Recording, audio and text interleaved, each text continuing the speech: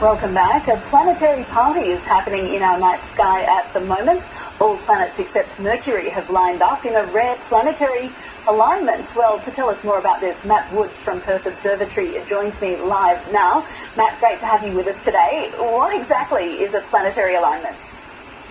Yeah, so a planetary alignment is where we can actually have a look at the planets all at once, or so, a couple of them. So in this case, we've got all the planets in the solar system except for Mercury, and so they're not perfectly aligned like, say, Disney's Hercules movies. We're not expecting the Titans to be released, but what we've got is, if you have a look from the west all the way through to the east, you'll be able to see Saturn, Venus. Then, if you have a very good telescope, Neptune and Uranus, and then Jupiter and Mars. Okay, so you need a telescope for some, but the others you can see with the naked eye.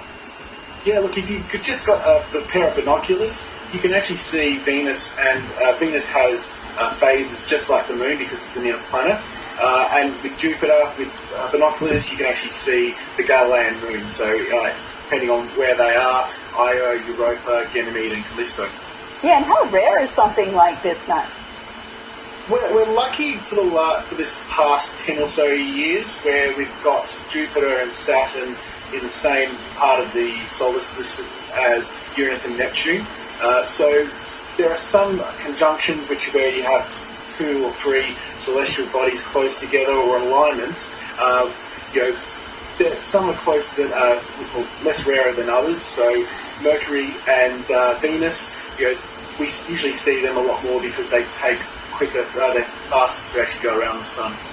Yeah, and I've been seeing some pretty spectacular images on social media. There's a comet with a very catchy name that's also been making an appearance recently. Tell us more about that. Oh yeah, it's got a fantastic name. It's Comet Atlas C24 G3. So it's named after a last-minute asteroid telescope network, and so that's why it's called Atlas. It's starting to disintegrate, so you do need a camera to be able to see it. You probably need a lens bigger than, say, 155 mil, or a small telescope to see it now. But that is very low in the west as well, and it will be visible around the same time as well. So, unfortunately, we've had ex-tropical cyclone here in Western Australia blocking our view of it. So this is the first night where we'll actually have a good chance to see that since about Sunday night. So looking forward to that as well. Yeah, indeed. Okay, well, what else are you watching for in the night sky over the next couple of months? The good news is Mars is at opposition, so this is where it's at its closest point. It was on the 16th of January, so it's at its closest point to Earth, so it's a really good time to be able to see it through a telescope. You'll get to see the different colours of orange, so in the southern highlands it's a lot more hillier, it's highlands there, so it's a lot browner than the lowlands, which is orange, and you can actually just make out an ice cap as well if you've got a decent enough telescope. We're saying goodbye to Saturn at the moment, but Saturn's rings are almost edge on, and this is because Saturn is on a 23-degree incline, very much like the Earth, so it has seasons just like the Earth as well.